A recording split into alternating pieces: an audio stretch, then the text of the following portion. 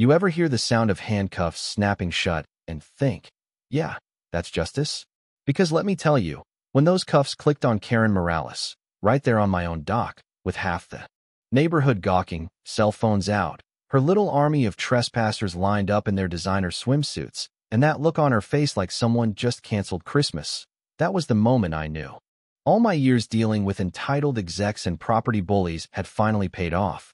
If you'd told me 6 months earlier that my so-called dream retirement would turn into a full-on HOA showdown, with arrests, embezzlement charges, and a lake at the center of it all, I'd have laughed in your face.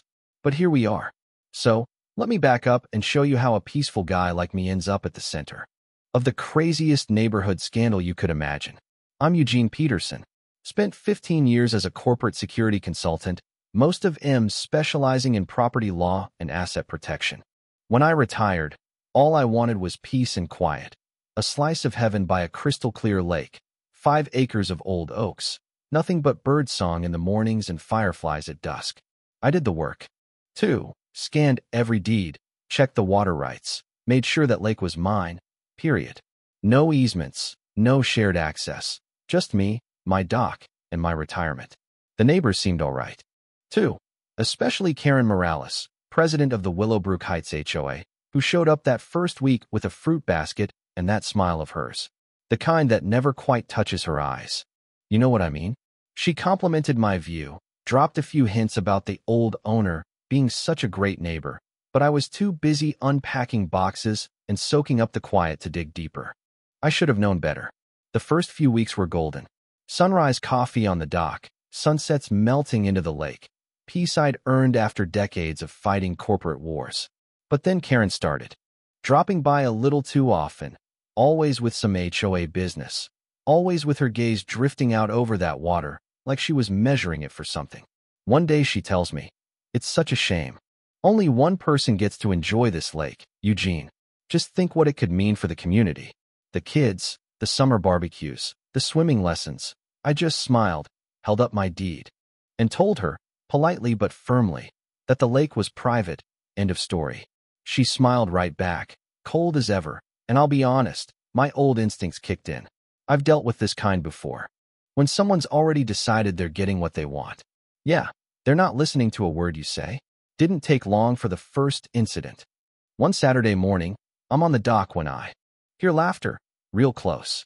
I spot a gaggle of teens setting up a full-on beach party on my shore. They've got folding chairs, a cooler, the works. I walk over, real friendly, let him know this is private property. They look shocked, apologize, say someone in the neighborhood posted online that the lake was open to community use on weekends. Guess who? Karen Morales. She'd posted about new access policies in the HOA Facebook group. I called her up. She feigned surprise, claimed it was all a misunderstanding, promised to clear things up. That's when I started documenting everything. Every weird encounter, every social media post, every time someone wandered onto my land. I put up cameras, not because I'm paranoid, but because I could see the writing on the wall. Next thing you know, there's a family with toddlers and inflatable rafts picnicking on my dock. Same story, Karen's posts, community activities, all that jazz. I took screenshots, called her again. And this time she got snippy, said I was being territorial, suggested maybe a sharing arrangement. I told her, again, the lake was mine. She reminded me, HOAs promote harmony, good neighbors share. All that. Right. That night, I reread every line of my property rights and started researching Karen Morales. Turns out, the guy who sold me this place, he didn't leave because he wanted a change of scenery. He'd been worn down by Karen and her gang, constant harassment, threats, community pressure. He won the legal fight, but lost the war of attrition.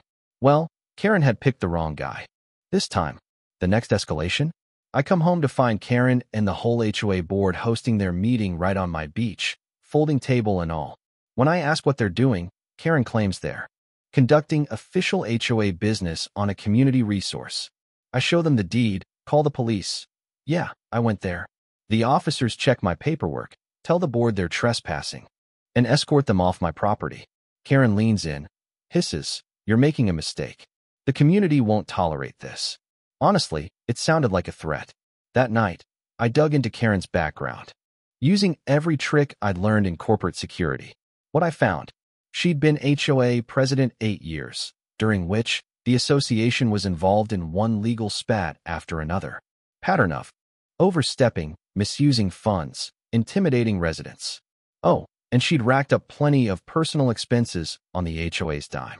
Landscaping her house, fake conference trips, money funneled to relatives, public records, sloppy bookkeeping, plain as day. But I needed more. So I launched Operation Lake Watch, a full surveillance system, plus I started going to meetings. Kept my mouth shut. Just watched.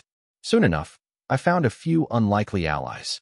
Matthew Kim, a retired attorney, had been tracking Karen's finances too. Samantha Reyes, who owned the local bakery, got on Karen's bad side over a landscaping bill and never heard the end of it. Most folks, though, were scared or just plain tired of fighting.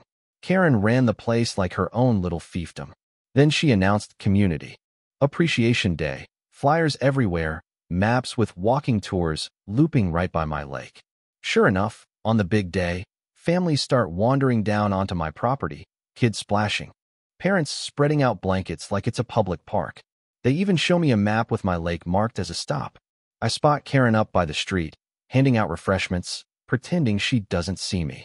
Waving. I confront her.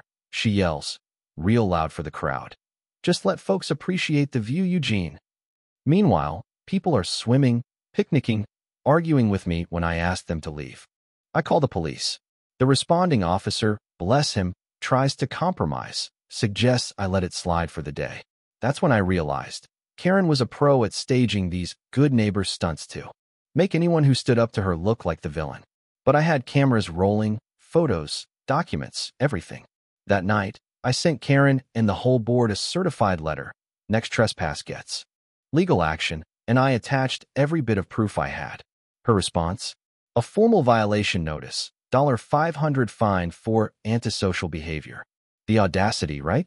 So I filed a complaint with the state attorney general and lawyered up. At the HOA hearing, Karen worked the room with that same old community harmony speech, painting me as some selfish outsider. When it was my turn, I calmly ran through my evidence, photos, videos, my deed, and then, just when folks thought the drama was over, I dropped the financial records. Over $20,000 in questionable expenses, all tied to Karen. The room went dead silent. A couple board members started asking real questions.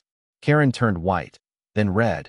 She tried to flip the script, but by then, Matthew Kim and Samantha were backing me up, confirming everything. The hearing ended in chaos. But Karen? She was cornered. And a cornered HOA president is the most dangerous creature you'll ever meet. 2 weeks later, she organizes a community unity gathering. Band, food, flyers, the works. She's got the nerve to hold it on my property, invites the whole subdivision, positions herself at the gate in a community leader shirt, handing out hugs. This was her last stand, and she made sure everyone knew it was for the good of the community, trying to paint me as the bad guy one last time. But here's the twist. While Karen was rallying her troops, I was prepping my own counterstrike. I handed all her promotional material and my documentation to the sheriff's department and the attorney general. Set up more cameras. Hired a process server to deliver trespassing notices to every guest. The morning of the event, I'm on my dock, coffee in hand, printouts ready, cameras rolling. Noon hits. The crowd pours in, Karen's shouting through a microphone, telling folks to ignore me. That's when 3 sheriff's cruisers roll up. The officer takes Karen's mic, tells the crowd they're trespassing, announces Karen's under arrest for embezzlement and conspiracy. The look on her face, absolute disbelief.